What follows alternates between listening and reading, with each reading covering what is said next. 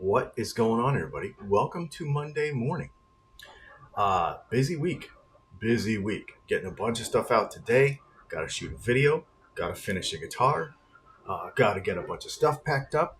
And then you're going to see a bunch of content from the road this week, which is going to be pretty fun. So I'm looking forward to it, but it's going to be not a grind, but it's going to be a lot of work. All right. So today I want to talk about a weird phenomenon that happens. It's something that's interesting. If you look at the kind of the demographics and the how things work, you guys probably don't look at this, but something that I do, obviously, because I kind of track everything, is people, let's say I put a video out, okay? And in the first 24 hours, more people that don't like the video, don't like what we do, don't or disagree with, etc., click on the video than do. The happy people actually come later. It's weird. Like the haters come first and then the happy people come later. And I was thinking about that because somebody commented on this video yesterday and was like basically assumed that I was lying to them about how I feel and why I make videos and stuff. And I'm like, it's weird that somebody would continue to watch a video. And we see this. People would continue to consume content either or be part of a Facebook group or be part of a community where they like disagree on purpose. They actively don't. And I'm not talking about, hey, me and you are friends and we disagree on stuff and we enjoy talking about it. I don't mean that. I mean like the haters. It's a weird one. And so I was looking into the psychology of it, and there's a bunch that goes into it. So, and I think there's a lot of misconceptions about why people don't like stuff. And I think this is just something for me. I'm like, and I'm going to share it with you because as I'm researching this and looking at it and thinking about how it applies to the guitar community, I'm like, I think there's a lot of positive things we can do with this. All of us have seen a title of a video, seen a subject on a forum, seen a subject in a Facebook group, knew we were totally against it, totally disagree with it, but we clicked on it anyway, right? Like psychologically, for some reason, we were just sucked in, right? And, you know, people would call that rage baiting. But I think there's a lot more constructive here than that. Sometimes we watch the whole video. Sometimes we discover that, sometimes we never watch that video again. Sometimes we never follow that person again. You know, I'm a person who's like, if I don't like a particular creator or a particular Facebook group because I just find the vitriol to be too aggressive and too common, then I just don't go back. I've got better things to do with my time, so I don't really waste my time with that. And I'm more engaged with you all than anything else. So if I see people suggest a rage baity video to me, and I just don't even watch it. I just don't have time for it. But sometimes we do get sucked into that. We knew we weren't going to like it, but we do. But we watch it anyway. It's just sort of weird. Here's the reason. Well, there's a few reasons for it, but the first reason is that our brains are always trying to like predict the future. Like what is about to happen. Does this fit what I already know? So I already know a thing about this, or think I know a thing about this. I possess some input from whether it's incorrect or not. I possess some input from some other source, and therefore I know this thing. And so now, what I'm about to see, how is that going to, how is that going to fit with what I'm about to see? So we're trying to predict the future, sort of. Is my understanding of the world or this subject still going to be accurate once I watch this video? The thing is that when everything meets your expectations, nothing happens, and there's no curiosity there. There's no reason to click, right? So you have to have something that challenges your brain in order to, most of the time, in order to want to partake of that thing. So if you see a video that says Fender makes Stratocasters, you're like, duh, right? But if you see a video that says the best Stratocaster might not be a Fender, well, now there's a little challenge in there. Now there's a little wait a minute, right? And it's not because we're angry. It's just like, whoa. Wait a second. Your prediction of what you know and how you feel about something has now been challenged. Uh, Neuroscientists call this a prediction error because our brains work in patterns, right? So then when you introduce a prediction error like that, then our mind is literally going to react to it. So that interruption creates an attention like redirection. Okay, it's called an interruption error, according to our prediction error, according to neuroscientists. So it's not that we disagree with everything, but the fact is that if we agree with everything, there's no attention. We need that prediction error in our brains, which I found very interesting. People will jump straight to clickbait with that, but that's not it. It's actually our minds are very fascinating. So then we become curious about it. Curiosity is not random, right? If you know nothing about a thing, you're less likely to be curious about it if you're just a normal person, right? Most people, if I tell you, there's a video by Laren Thomas about the carbide structure of Magna Cut knife steel, and you know nothing about it, and you've never even heard that term before, and you've never heard that person before, you don't know who he is, you have no idea about that, then chances are you won't be very curious about it, because there's no relation to something that's already in your brain to compare it to, like we just talked about. If you are the opposite direction, if you're completely convinced that you know everything there is to know about capacitors or pots in a guitar or etc., then you won't be curious either. The sweet spot between that is I know some stuff, but maybe I'm missing something. Is there something that I can add to it? There's where curiosity kind of fires and lives in our brains.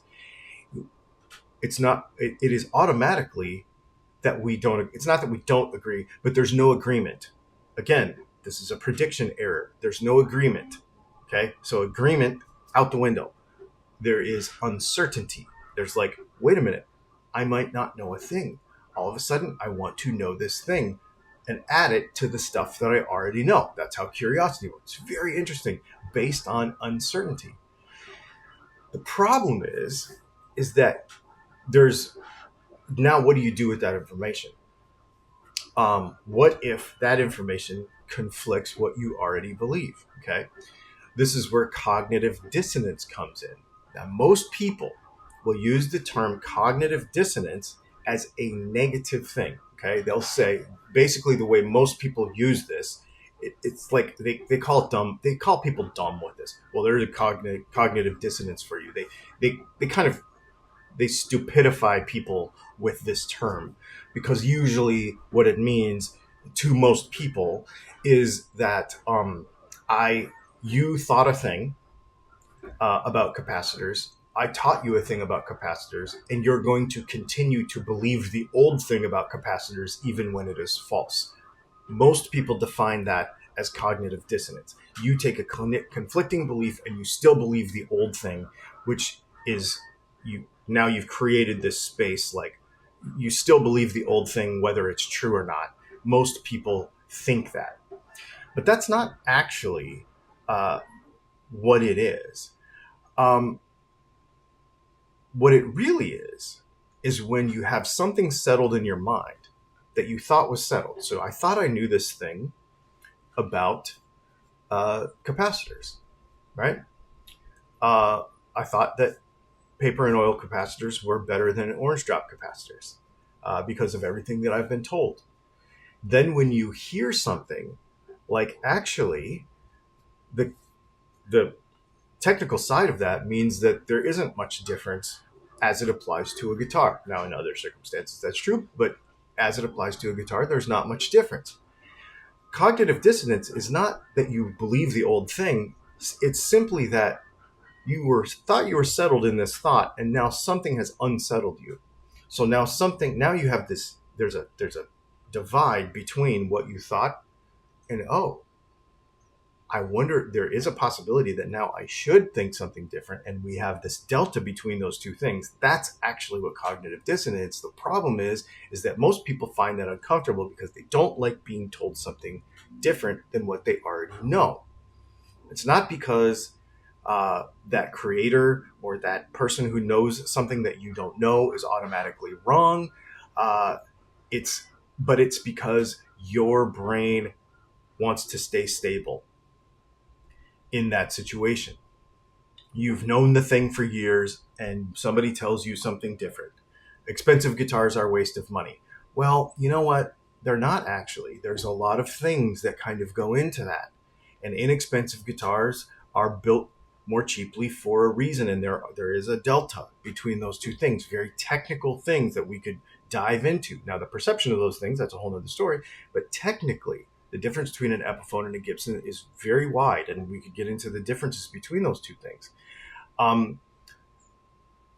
When you see something like that and you've thought something for a long time, that brain is going, wait a minute, now I'm unsettled. And you don't like that feeling. Now, your reaction to that is key. Your reaction to that could be, that's nonsense. Epiphones are just as good as Gibsons. Or you could go, unless there might be actually something to it. It might not matter to me, but there might be something to it, like something in between. And you address that cognitive dissonance in a constructive way. How you address it is the important part, and how you come out of this is the important part. If you're an angry person in a video comment section, you're the one who's like, that's nonsense, and you dismissed that cognitive dissonance. Again, you're literally not living to your full potential when you do that.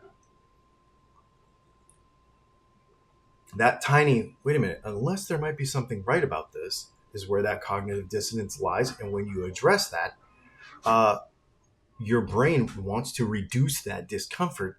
So what do you do with it? You either completely dismiss it or you learn more. You could click the video or the subject or the Facebook post or whatever it is, forum post, and address and evaluate the argument, and therefore it could become productive. Or you could choose to try to prove that person wrong, right?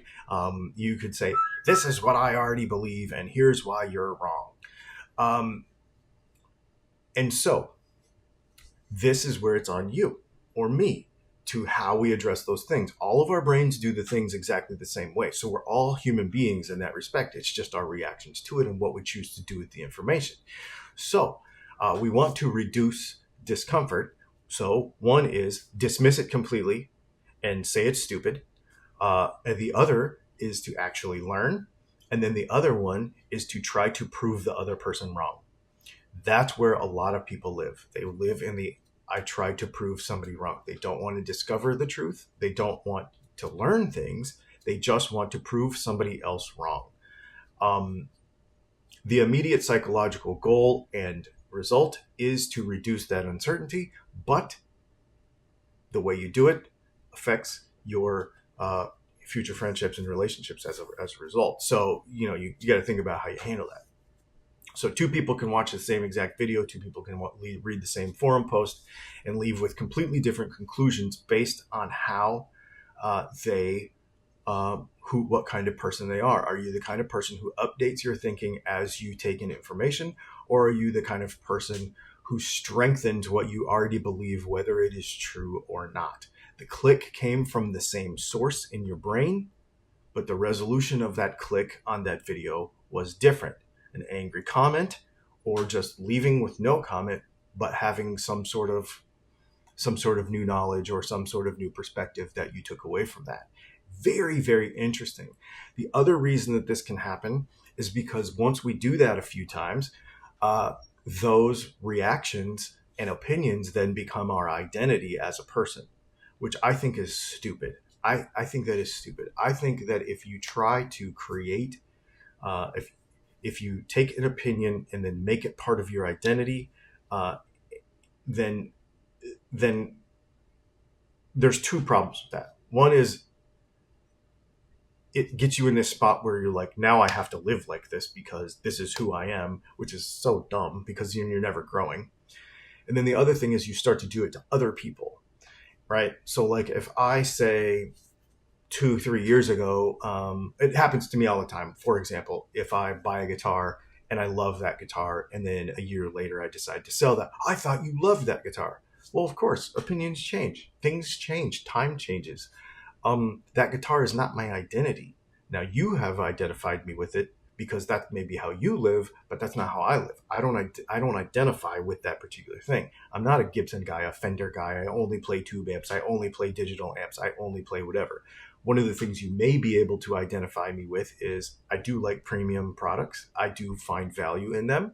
The other thing you could identify me with over time, probably, up to this point, is that I am very curious about new technology and how it applies to guitars, right? Like I want to see all the new modelers. I want to see the new stuff, right? I want to know. I love vintage instruments, but I also want to see the new stuff. Now, my opinion about that could change. My opinion about the Fender situation could change. My opinion about the Dean situation could change, right? So we don't want to let our opinions become our identity because, and we don't want to do it to other people. We don't want to assign an opinion to a person and then like, well, now you're lying to me because you thought that last week. Dude, it's not a lie. I just learned something new. I watched a video, addressed my cognitive dissonance, and moved forward with my life instead of held on to an old idea. That's what I did. So that's the thing. Like, don't be the guy, like everybody's like, here's Bob, be like Bob, or don't be like Bob, that meme. Like, if you are constantly moving and changing and learning and you are known for doing that, then nobody can hold you to anything because they just know that guy likes to learn stuff, right? I am genuinely curious. Now, I am the person who will see a video on YouTube that I know absolutely nothing about and go, what is that? And I will watch it because I want to know about, I don't know, how ants poop in Africa or whatever. Like, I have no idea. It doesn't matter. I just picked that out of the air. But you understand what I'm saying. I want to know how stuff works. And so I'm super genuinely interested, and that will change. And I will also use other industries to look at this industry, right? I do it all the time. So I think that's really, really important. The problem for most people, though, is that our brains want some sort of closure with this. They want there's a problem and a solution. There's a gap in their curiosity, and they want to close it, right? Like, so, if you see a video that says everything you've been told about pickups is wrong, now you have an unresolved question. There's a couple of things you can do. You can ignore it and keep going, but chances are your brain won't let you do that. You can assume, if I'm making the video, you can assume I'm wrong about everything I say, or you can click on the video, still assume everything I'm wrong, and try to close that gap, or intentionally not close that gap and disagree on purpose. Either way, you are resolving that gap in your brain.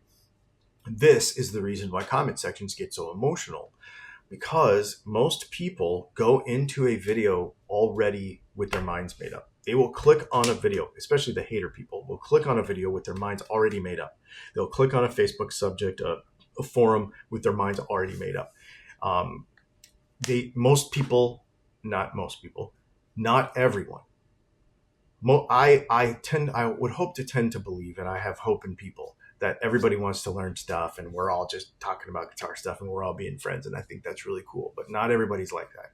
Not everybody watches to learn.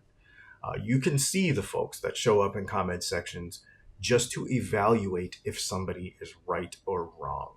Every sentence through the video. I mean, I've seen comment sections where it's like, minute in the video, here's a comment that they disagree with, and here's why. 2 minutes into the video, 3 minutes, all the way through the video, multiple. Agree, disagree, agree, disagree. It's like they're lawyers watching um, our video trying to like hold everything accountable. That's one of the reasons why we try to be so accurate about stuff when it deems it, because I know that those folks are there, so we want to do our best. People aren't just in that situation consuming information. They're testing it against everything they know and then go back to the beginning of this video and then they decide what to do with it, whether that's hate it, watch it anyway, all the things we just talked about. And so here's the problem, is that a lot of content creators and a lot of people that post stuff will, instead of trying to build curiosity, will intentionally build outrage. I don't think that's healthy. People will intentionally leave viewers angry. I don't like to do that. I want to move the entire community forward. Now, if you are angry at the end of a video, or if you feel clickbaited, or if you feel rage baited by a title that I've used, then go back to the beginning of this video and watch it again. Because it's never our goal. We want to create curiosity, fill curiosity, give people a place to learn, that sort of thing. That's what we want to do. That's why we make these videos. And so thinking about how people work, it's like, this is so cool, because nobody wants to intentionally upset anyone, obviously. But interesting conversations require a little bit of tension, right? They require, and we enjoy them. If I disagree with you about something, I don't like those strings. Do you like those strings? Why do you like those strings? Well, I like them because such and such. Yeah, see, I'm the opposite. I don't like them slick like that. You like them slick. That's really interesting, right? We don't have to hate each other for it. And there's a lot of times the other problem is in like YouTube comments and stuff. There, you can't feel the tone.